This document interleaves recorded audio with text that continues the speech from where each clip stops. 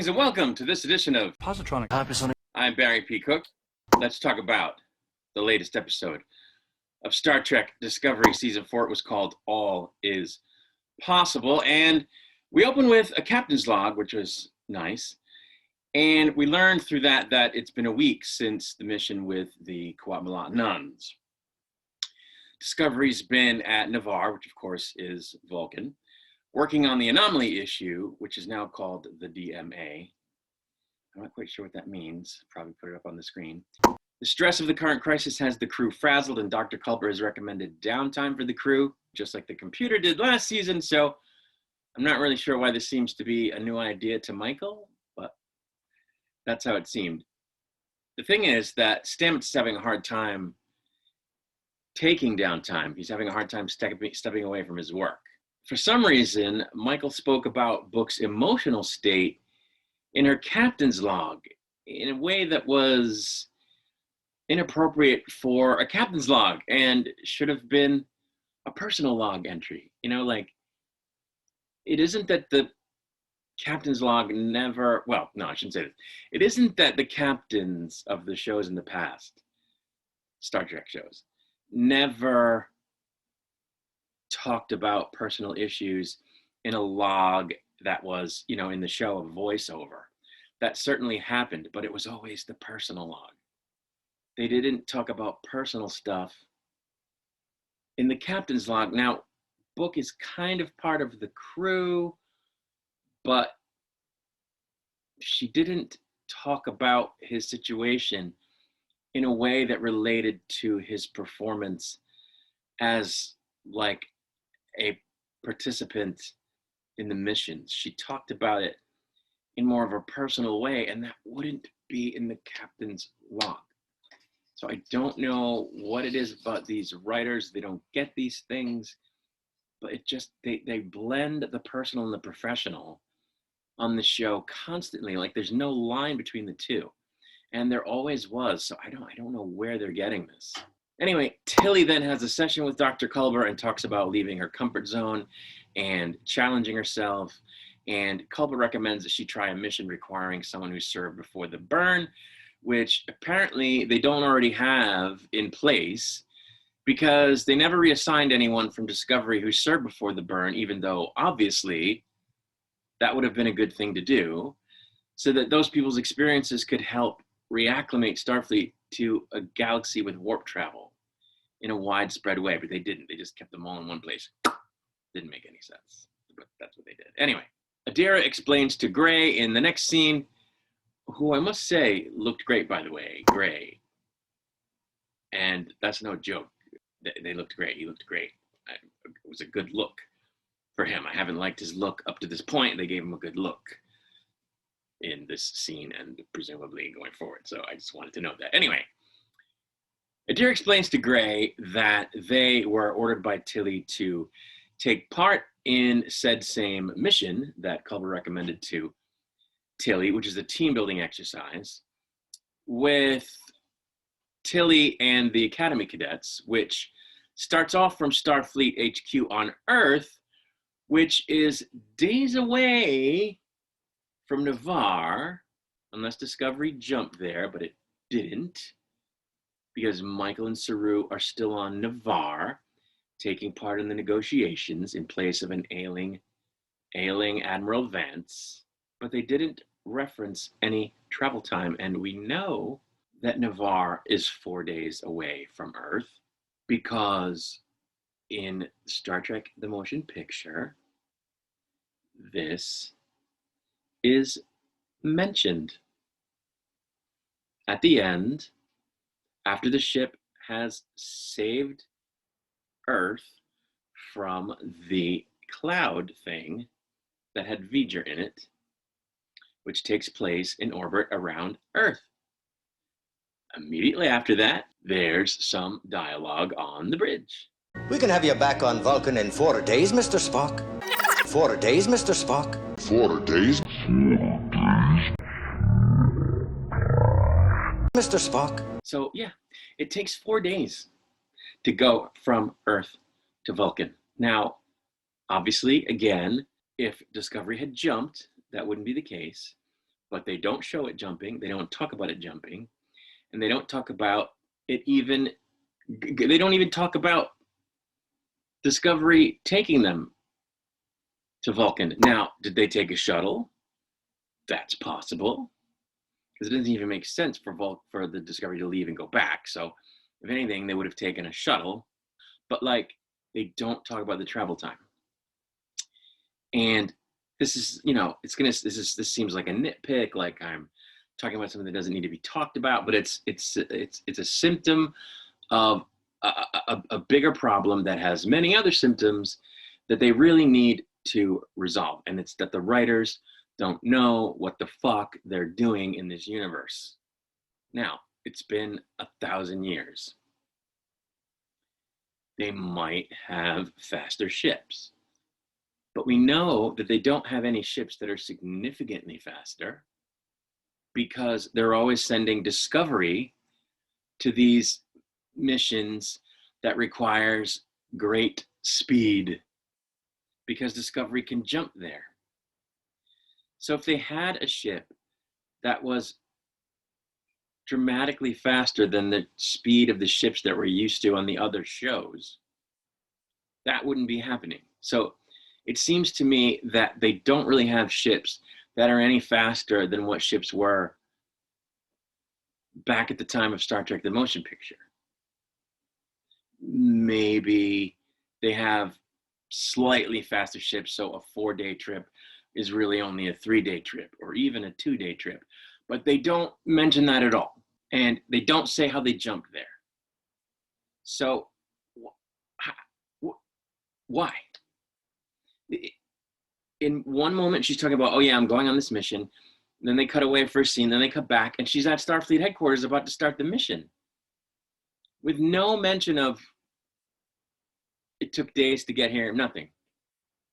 And that's because the writers don't understand the universe. They did the same thing in season 1 of Discovery. At the end of season 1, they depict Sarek coming up to the bridge and saying, oh, thank you for inviting me up here to hang out on the bridge for the trip back to Vulcan. And he just stands there, apparently for 4 days, because they weren't using the jump drive. And if they were, you wouldn't say, thanks for having me up to the bridge to stay for the journey to Vulcan. There would be no journey, they would jump.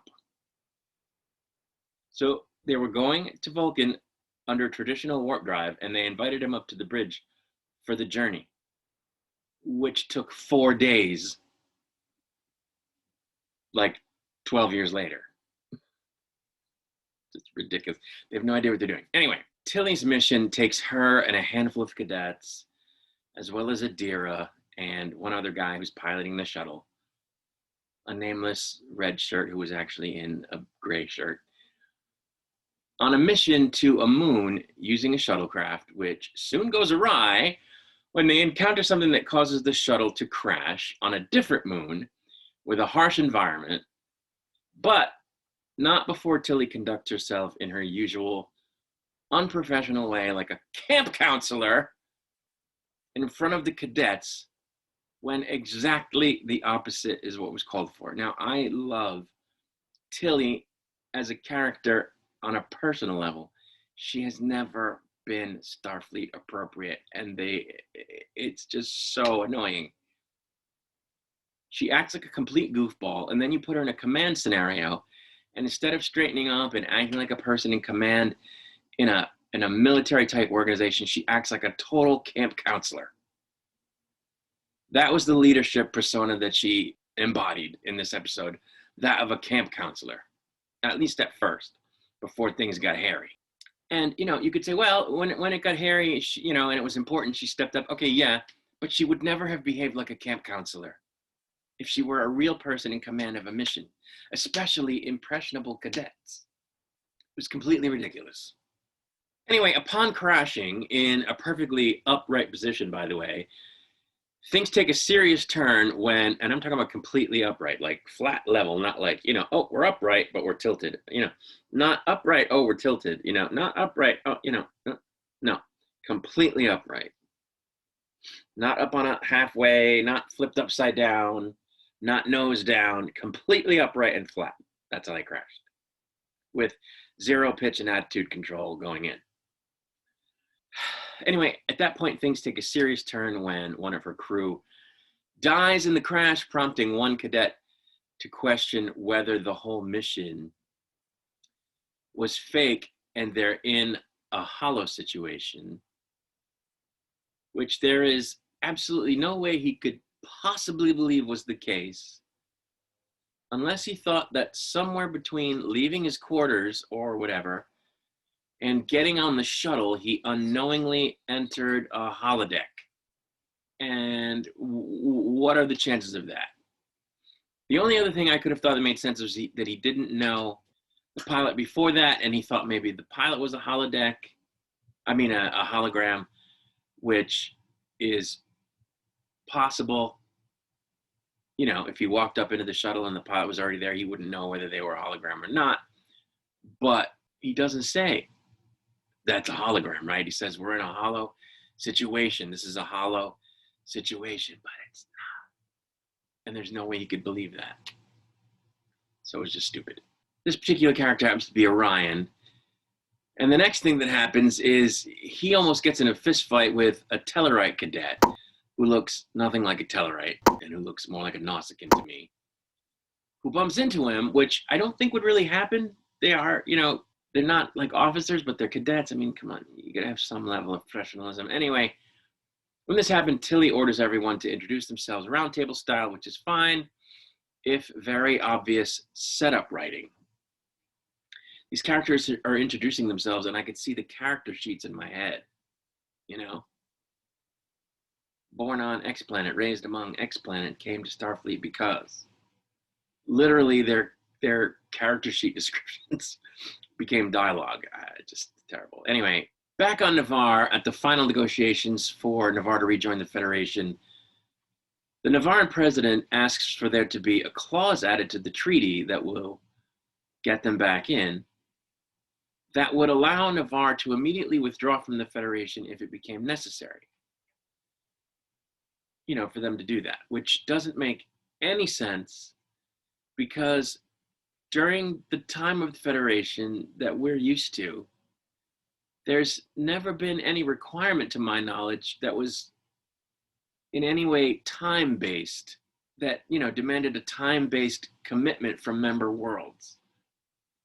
And the Federation president pretty much acknowledges this by saying that the Federation would never force any world to stay in the Federation, but then goes on to object to the amendment, saying that it would give Navarre all the benefits of Federation membership while the Federation assumed all of the risk. But what risk are they talking about? Obviously, the Federation would have a duty under the treaty to offer protection and other things to Navarre in exchange for whatever Navarre contributed to the Federation by being a member, but it would be getting the benefits from Navarre at the same time that it was providing whatever benefits it provided to Navarre. And if Navarre wanted to leave, what would the Federation have lost by allowing them to be members for however long they were members, that it didn't get compensated for by whatever their contribution was for that period? This was a completely stupid plot element that, again, shows you that the writers don't know what they're doing writing a show in this universe. It's just ridiculous. Of course, as this is happening, Michael speaks up with a good point, despite having been ordered to be a silent observer along with Saru, and then asks Saru to talk with the Navaran president about what's bugging her. But he says politics are not their place, which is entirely absurd because Starfleet officers have always been part diplomat, seeing as their mission has always been to explore strange new worlds and seek out new life and new civilizations. Part of that means being a diplomat just in general, and we know on top of that, that Kirk specifically was put in diplomatic situations by Starfleet. We know that Spock acted as a diplomat on more than one occasion, sort of on his own, before he became a diplomat. And we know that, unless I'm mistaken, Picard was asked on at least one occasion to perform duties that veered into the diplomatic to play diplomat on occasion, sometimes at the request of Starfleet, sometimes at the request of a member world, if I'm not mistaken. Janeway never was, of course. I don't remember if Archer was, but he sort of was in the middle of a situation, having being, with a Vulcan first officer who was kind of there as an observer, and being on the frontier of space travel, where dealing with he was kind of part diplomat, but probably, I don't know, maybe I'm stretching there, but I think Sisko's whole thing was very much a diplomatic role. He was in orbit above Bajor. There were constant issues between the Bajorans and the Cardassians and the Bajorans and the Federation, and he was knee deep in that stuff all the time and played a diplomatic role. Now, all of that, of course, came after the period of time in which Discovery originates, but so you could argue, well, at the time they weren't, but come on, ridiculous. In today's military, soldiers, at least high-ranking ones, play the role of diplomat on occasion. So it was just a dumb thing for him to say. Anyway, we jump over now to Book, who's having a counseling session with Dr. Culber, in which Culber reveals a personal story, which of course is against medical ethics, which he at the same time acknowledges is against medical ethics. And it's like, why do you go there? Anyway, back at the negotiations, Michael suspects that there's something extra political going on, and that her and Saru's presence there was arranged under the ruse of the Admiral being ill, which is why I said ailing Admiral before, so that they in particular could suss out exactly what that is, which is completely bonkers. Without being told that that's why they're there. Like, okay, Starfleet officers have been sent in, specifically chosen and sent on missions because of their particular skill at XYZ in the past, all the time, right? But never without being told what they're there for, that I can recall.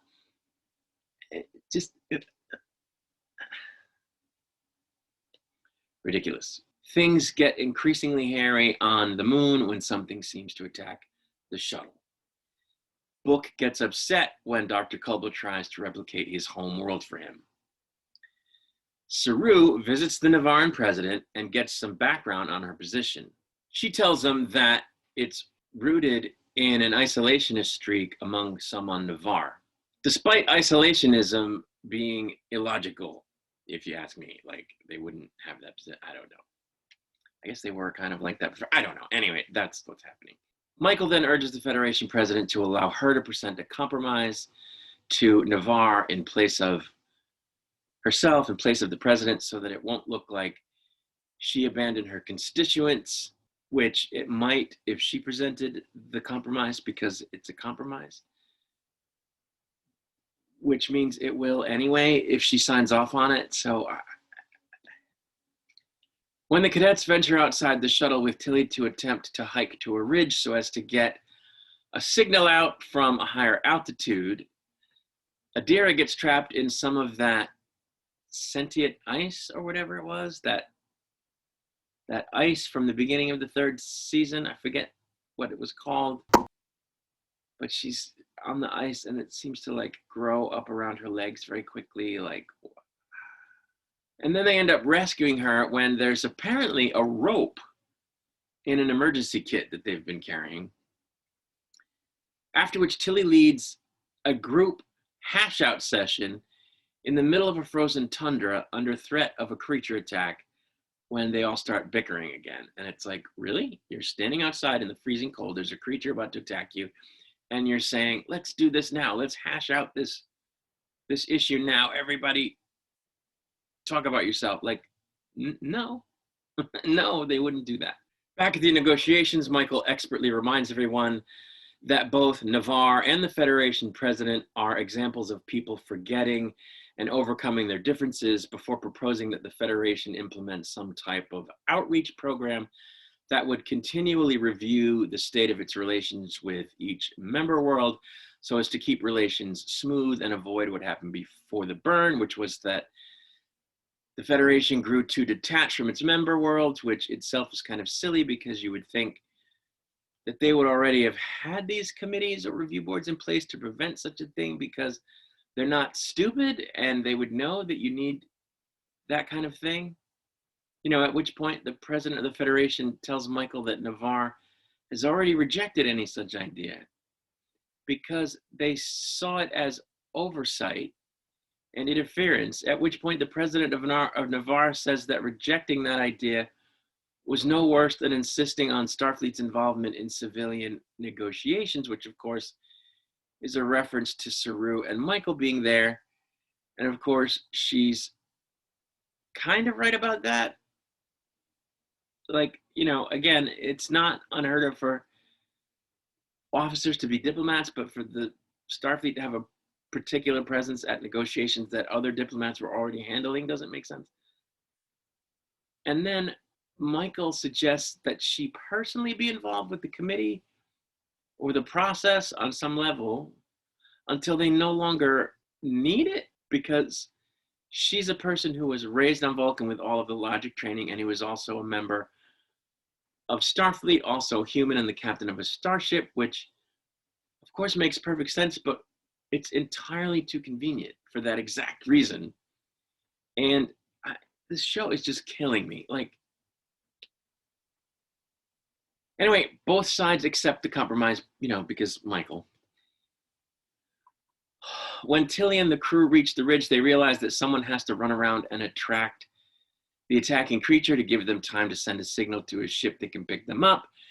And when Adira volunteers to do this, Tilly tells them, no, I'm going to do it.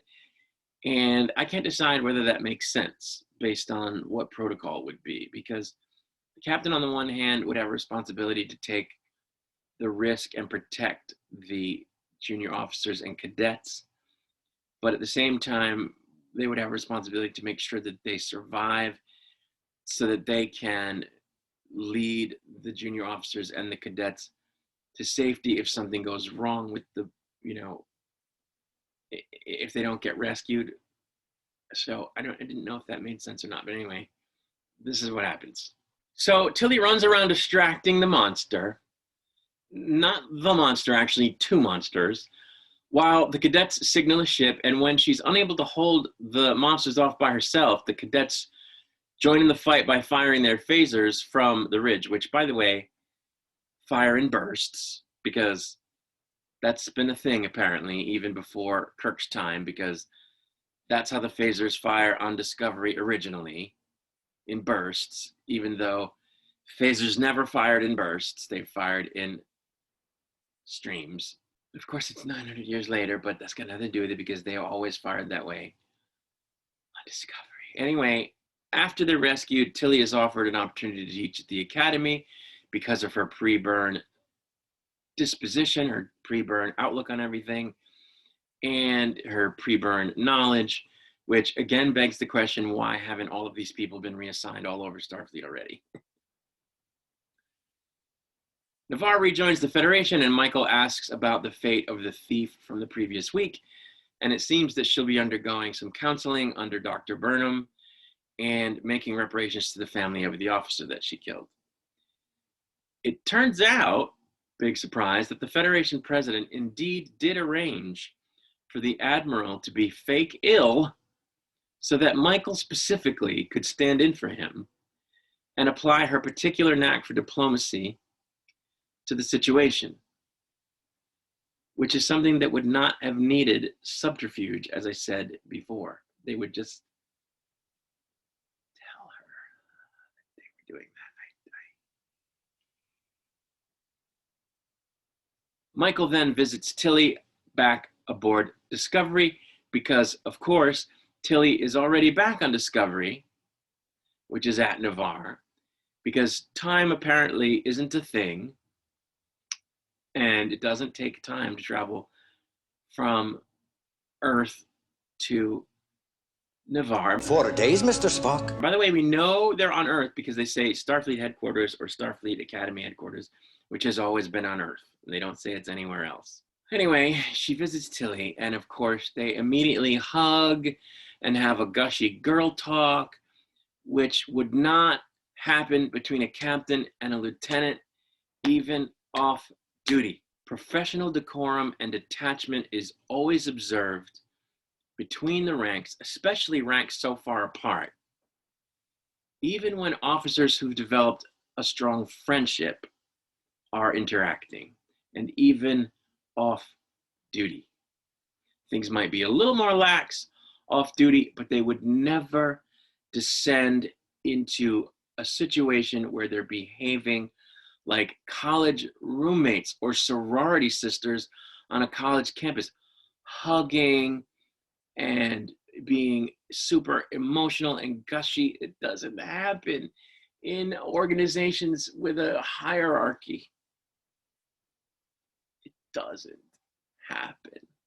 If you go back to the other shows and you see the relationships between the members of the main cast that have strong friendships, yes, you can see that they're strong friends, they're good friends, they're close. There are scenes where those things come out, but it never goes to the level of this gushy pillow fights in nightgowns type of behavior. It's always detached and stoic and professional.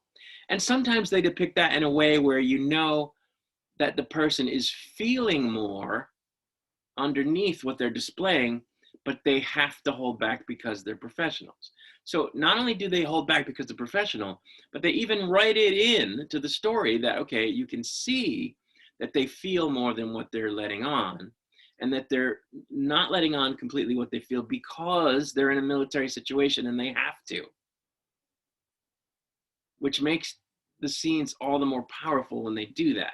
Because as a viewer, you understand exactly what's going on, that there are strong emotions there between these two people, but they can't show them because that's not a privilege that they have as members of a hierarchy where people have rank.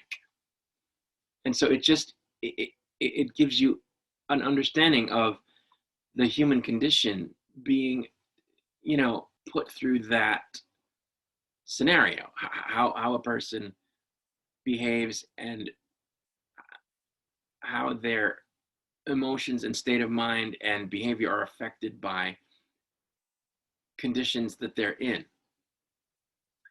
But on Discovery, there's none of that. On Discovery, they're just gushy friends all the time. And everything's on the personal level. It just wasn't that way. Officers of the same rank were more likely to get in conversations that veered into the personal if they were friends. So that's not unheard of, but like never the captain and a lieutenant. It didn't happen. It doesn't happen in the real life military even. So it drives me crazy. Anyway, right before the episode ends, Tilly actually accepts the teaching position at the academy and says goodbye to everyone. So I don't know what that's about. I don't know if Mary Weissman is leaving the show or if they're going to, occasionally show what she's up to at Starfleet Academy in the episodes, which would be unusual. I don't know if she's taking a break from the show. I don't know what's going on there. I hope it doesn't have to do with the fact that she gets a lot of shit from people for being overweight. I really hope that she's not stepping back because she's having trouble coping with the ridiculous bullshit that she gets about her weight. That would be very unfortunate. I rag on this show, and I will rag on the dumb crap they do with her character, but that's got nothing to do with Mary Weissman as a person. And there are people who just are vicious and cruel on the internet about her size, and I find it disgusting. And when I see it, I say exactly that. but it may be that she's feeling that she has to step back because she's getting too much of it. And that would be really unfortunate. So I hope that that's not the case. Anyway, I had really hoped that this season might be good. This episode was so bad. It was so bad in so many ways. And I don't know. I don't know. I'll be back with a review of the next episode. Until then, I wish you peace and long life.